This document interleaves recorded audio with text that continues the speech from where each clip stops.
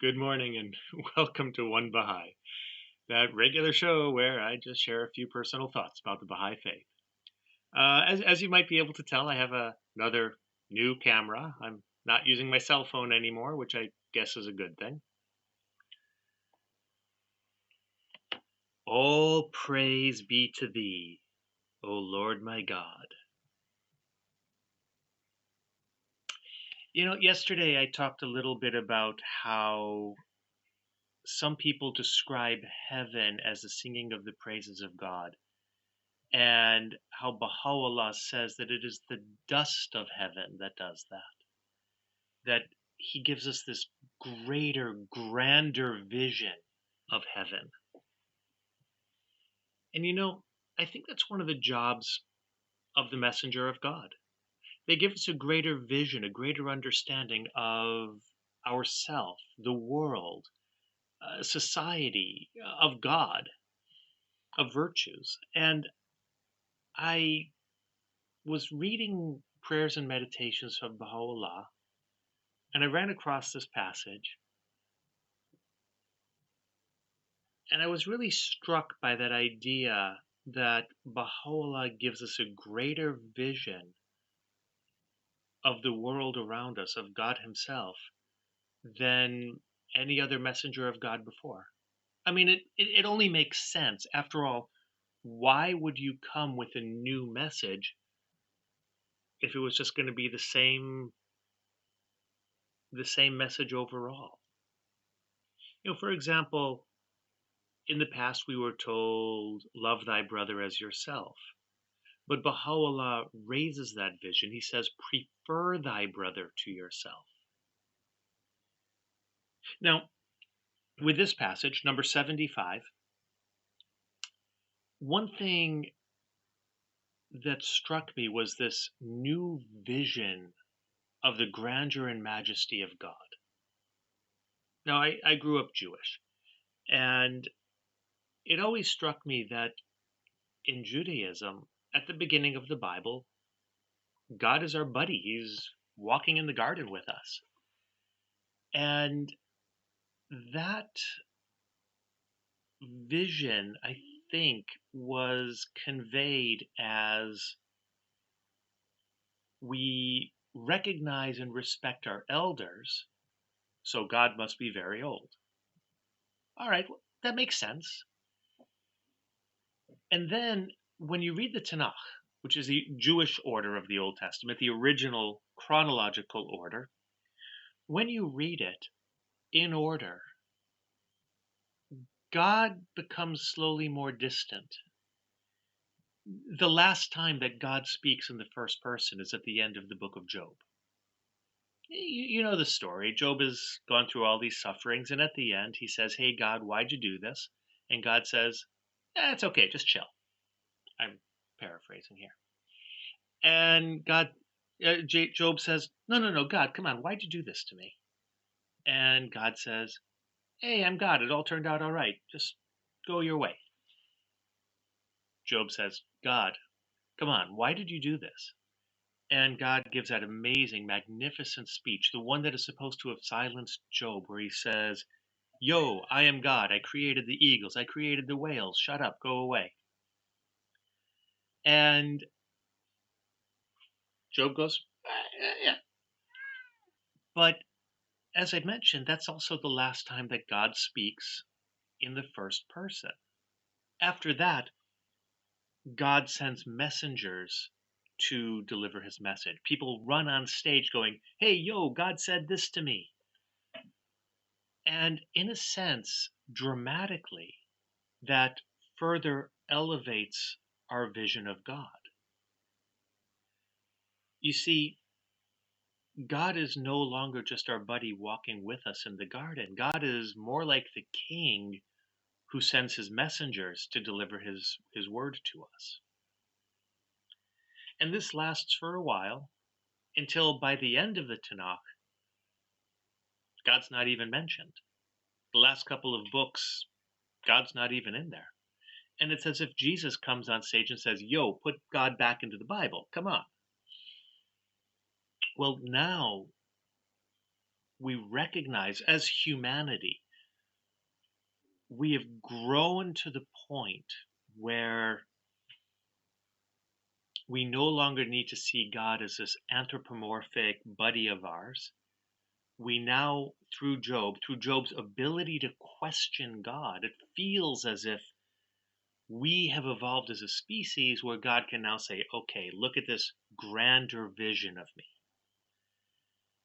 And then we further evolve as a human race. We grow in our abilities and understanding. And Jesus comes along and says, all right, look, I'm God. And he says, if you want to know God, you look at me. That's the same message Baha'u'llah gives. And we now can elevate the station of the messenger. And as you elevate the station of the messenger, God also gets elevated in our understanding. But, there's this confusion, as there always is with an analogy. We synonymize the two. We make Jesus God. And there's enough evidence in the New Testament where Jesus says otherwise. So Muhammad comes along and he says, okay, the messengers are great. Humanity is great. But God is the most great. If we have knowledge, God is the all-knowing. If we can be compassionate, God is the most compassionate. All of these virtues that we humans have, that the messengers of God exemplify, God is the greatest of them all. So he has elevated our vision of God once again to understanding God as relative to the exemplification of these virtues, the highest personification of these virtues. And then Baha'u'llah comes along with Prayers and Meditations number 75, and he says, all praise be to thee, O Lord my God. I know not how to sing thy praise, how to describe thy glory, how to call upon thy name. So here's a messenger of God. He says, even I don't know how to do it. If I call upon thee by thy name, the all-possessing, I am compelled to recognize that he who holdeth in his hand the immediate destinies of all created things is but a vassal dependent on thee, and is the creation of but a word proceeding from thy mouth. So here he is using one of the names of God, the all-possessing, and he says, but the all-possessing is a vassal dependent on you. God is greater than the all-possessing. He says, and if I proclaim thee by the name of him who is the all-compelling, I readily discover that he is but a suppliant fallen upon the dust, awe-stricken by thy dreadful might, thy sovereignty and power. So again, he's using one of the attributes of the messenger of God. One of the attributes of God given to us by Muhammad, the all-compelling. And he says that the all-compelling falls on the dust before God. So here Moses has raised our vision of God, and Baha'u'llah is raising it even higher. And if I attempt to describe thee by glorifying the oneness of thy being, I soon realize that such a conception is but a notion which mine own fancy hath woven, and that thou hast ever been immeasurably exalted above the vain imaginations which the hearts of men have devised. No matter how much we praise God, no matter how much we strive to describe the beauty, the majesty, the incredible might, and even the oneness of God, Baha'u'llah says that God is so much more. Later on in that same passage, he says, "Whoso claimeth to have known thee hath, by virtue of such a claim, testified to his own ignorance." What an incredible phrase coming from a messenger of God. Whoso claimeth to have known God has, by virtue of such a claim, testified to their own ignorance.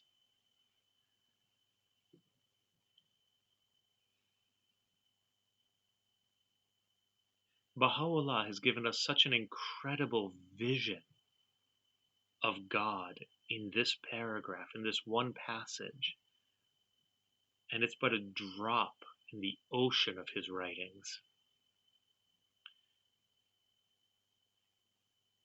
This is a passage that I go back to over and over and over again, because every time I think that I might have gotten a glimpse of what Baha'u'llah is teaching, I think about the messengers of the past and how they have continually raised our vision higher and higher.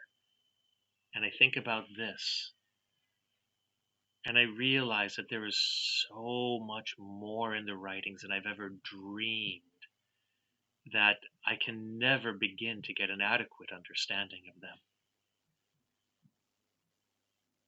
That's what I'm going to be meditating on the rest of today.